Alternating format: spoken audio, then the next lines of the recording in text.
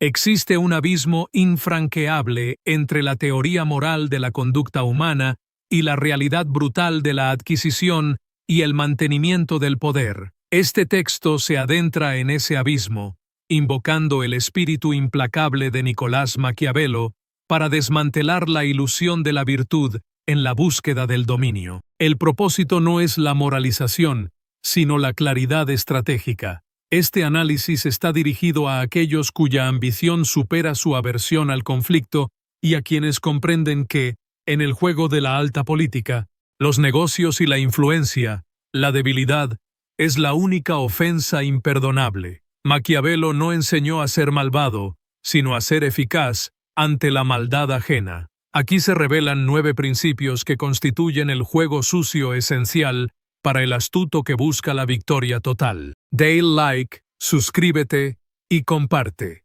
Comencemos. El hombre que se obliga a sí mismo a ganar debe aceptar una verdad incómoda. La gente es, en su mayoría, ingrata, voluble, simuladora y codiciosa. Gobernar o dominar basándose en la bondad es invitar a la traición. Por lo tanto, el juego sucio no es una elección, sino una necesidad defensiva para garantizar la supervivencia y el éxito contra aquellos que inevitablemente utilizarán métodos sucios contra uno. El primer principio, que es la piedra angular de esta filosofía, es la primacía de la apariencia, ser temido antes que amado. La gente siempre honrará sus promesas mientras les convenga, pero el miedo es una cadena que no se rompe con facilidad. El individuo debe cultivar una reputación de implacabilidad controlada. Esto no significa ser sádico o brutal sin razón, sino asegurarse de que, cuando se tome una acción dura o punitiva, sea ejecutada con tal rapidez y severidad que sirva como una lección indeleble para todos los observadores. La victoria debe ser tan costosa para el oponente que nadie más se atreva a contemplar el desafío. El poder real no reside en la popularidad, sino en la certidumbre de las consecuencias. El miedo es el garante más fiel de la obediencia, y el temor a la pérdida es una palanca más fuerte que la esperanza de la ganancia. El segundo principio es una guía para el uso de la palabra, y es la utilización estratégica de la mentira. Romper la palabra cuando la necesidad lo imponga. Maquiavelo fue claro: un gobernante prudente no puede ni debe observar la fe cuando tal observancia se vuelve contra él. La palabra de un hombre de poder es una herramienta, no un juramento sagrado. El astuto sabe que la confianza es un recurso limitado y, a menudo, peligroso. Por lo tanto, se debe parecer sincero y piadoso, pero estar siempre listo para la traición si ésta asegura la supervivencia o el avance masivo. La mentira debe ser aplicada con maestría, asegurando que, cuando se rompa una promesa, se tenga una justificación inmediata y convincente, a menudo apelando a una amenaza mayor o un bien superior que minimice el escándalo. El engaño no es un vicio si el resultado es la preservación del dominio. El tercer principio se enfoca en la gestión de la culpa, y es delegar la infamia, ejecutar lo desagradable a través de terceros. Las acciones que inevitablemente generarán odio o resentimiento, despidos masivos, impuestos impopulares, castigos severos, nunca deben ser realizadas directamente por el líder. El juego sucio exige el uso de ministros, gerentes o ejecutores prescindibles que asuman la responsabilidad y el desprecio público. Estos individuos deben ser recompensados durante su utilidad y, una vez que han cumplido su propósito y la infamia se ha concentrado en ellos, deben ser desechados y castigados con presteza. El público, al ver el castigo del ejecutor, olvida el origen de la acción y, de hecho, puede llegar a agradecer al líder por haber restaurado el orden. El líder siempre debe reservarse el papel de dispensador de la gracia y la recompensa. El cuarto principio es una regla de acción y es el uso de la fuerza como un acto único, infligir el dolor de golpe y retirarse. El astuto sabe que la crueldad es necesaria en el poder, pero debe ser aplicada de una sola vez y concentrada al inicio de la ascensión o del conflicto. El dolor, si se administra lentamente o en dosis pequeñas, permite que el adversario se recupere, se organice y desarrolle un odio profundo y persistente. En cambio, si el golpe es único, rápido y abrumador, la víctima se queda paralizada y el impacto genera terror inmediato. Esto permite al líder pasar inmediatamente a la fase de la recompensa y la curación, ofreciendo paz y estabilidad. El trauma se convierte en un recuerdo disuasorio, no en una herida abierta que incita a la revancha. El quinto principio se relaciona con la gestión de los rivales y es neutralizar las amenazas por saturación.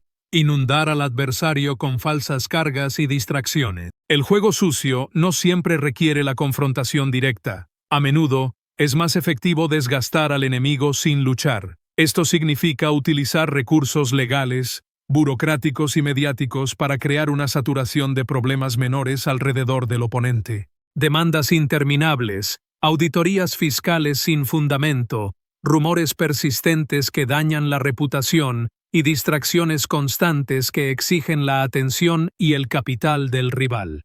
El objetivo es que el oponente se agote luchando contra fantasmas y trámites, quedando sin la energía o los recursos para lanzar un ataque significativo contra el líder. La victoria se obtiene por agotamiento silencioso. Dale like, suscríbete y comparte. El sexto principio es una regla de la seguridad interna y es la desconfianza permanente. Asumir que todos los aliados son potenciales traidores. El débil confía en su círculo íntimo. El astuto confía en la estructura. El líder siempre debe operar bajo la premisa de que los más cercanos son los que tienen mayor capacidad de daño y que su lealtad está ligada al interés personal y a la percepción de la fuerza del líder. Esto exige una política de rotación calculada del personal clave, de la doble verificación de la información vital y de la siembra estratégica de discordia entre los subordinados de alto nivel. Si los ministros están ocupados vigilándose y compitiendo entre sí, tienen menos tiempo para conspirar contra el líder. El líder debe ser el único punto fijo y el único árbitro final. El séptimo principio se enfoca en la explotación de la naturaleza humana y es apalancar el vicio ajeno. Comprar la obediencia con la corrupción controlada. El juego sucio consiste en ver las debilidades humanas no como fallas, sino como palancas de control. Si un subordinado es codicioso, se le ofrece un puesto o un contrato que le permite ganar una cantidad sustancial de dinero ilegalmente o de forma éticamente dudosa. Esto lo convierte en un rehén del líder, ya que el líder posee la evidencia de su vicio. Si es ambicioso, se le ofrece el riesgo de un gran poder sabiendo que, si fracasa, la caída será catastrófica. Se usa la promesa de la recompensa desmedida para asegurar la obediencia y se usa la evidencia de su corrupción para asegurar la lealtad cuando las promesas se tambalean. El octavo principio es una táctica de supervivencia a largo plazo y es controlar la narrativa histórica. Borrar y reescribir el rastro de la crueldad necesaria. El astuto sabe que, una vez que el poder está asegurado, la reputación debe ser rehabilitada. El juego sucio debe ser borrado del registro público y reemplazado por la narrativa de la inevitabilidad, la virtud forzada o el genio estratégico. Esto requiere una inversión en historiadores amables, en la supresión de documentos incriminatorios y en la promoción activa de la propia imagen como la del Salvador que tuvo que tomar decisiones difíciles por el bien mayor. Las purgas y los engaños se convierten en medidas necesarias para la estabilidad. Las victorias inmorales se convierten en ejemplos de determinación heroica. La historia, como el presente, es una herramienta maleable al servicio del poder. Finalmente, el noveno principio es la máxima de la frialdad estratégica y es la indiferencia absoluta al juicio. No permitir que la moralidad ralentice la victoria. La mente del estratega no puede estar contaminada por la culpa. la duda o la preocupación por la opinión de los débiles. El momento de la duda es el momento de la derrota. Una vez que se ha identificado el camino más rápido y efectivo hacia la victoria o la consolidación del poder, debe ser ejecutado con una velocidad y una resolución implacables, independientemente del coste humano o moral. La única moralidad que importa es la moralidad del resultado. Si jugar sucio es la vía más corta y segura para la victoria, entonces es el camino obligatorio. El líder debe entrenar su mente para ver las acciones inmorales simplemente como herramientas sin carga emocional, tan necesarias como cualquier otro recurso. En conclusión, la visión maquiavélica del poder es una que rechaza la fantasía de la inocencia. Reconoce que el mundo es un lugar donde los intereses chocan y donde la efectividad triunfa sobre la ética. El juego sucio, en este contexto, no es una opción de maldad gratuita, sino un conjunto de herramientas esenciales para el individuo que se niega a ser víctima.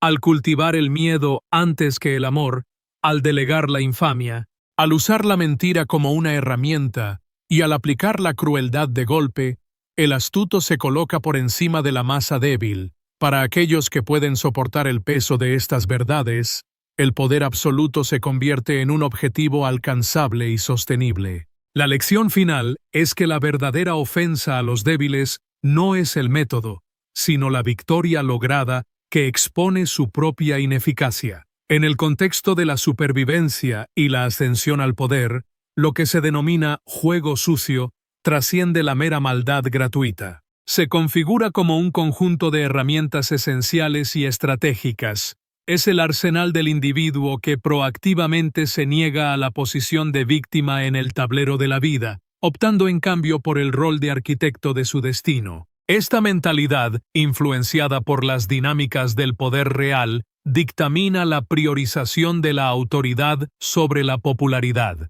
Al cultivar el miedo antes que el amor, el estratega asegura una obediencia más inmediata y confiable, pues el temor a la represalia es un motivador más estable que la volátil gratitud. La capacidad de delegar la infamia, manteniendo las manos limpias, mientras otros ejecutan las acciones desagradables, es crucial para preservar la imagen pública. El uso de la mentira como herramienta no es un vicio moral, sino una táctica para gestionar la información y manipular las percepciones del adversario. Además, la aplicación de la crueldad de golpe es vista como una medida profiláctica, un castigo rápido y ejemplarizante que previene futuras insurrecciones o desafíos. Quien domina estas tácticas se coloca por encima de la masa débil, garantizando que el poder absoluto no sea solo un ideal, sino un objetivo alcanzable y sostenible. La lección más amarga para los débiles no es el método empleado por el astuto, sino la victoria lograda que, al materializarse, expone dramáticamente su propia ineficacia y falta de previsión. Dale like, suscríbete y comparte. Hasta la próxima.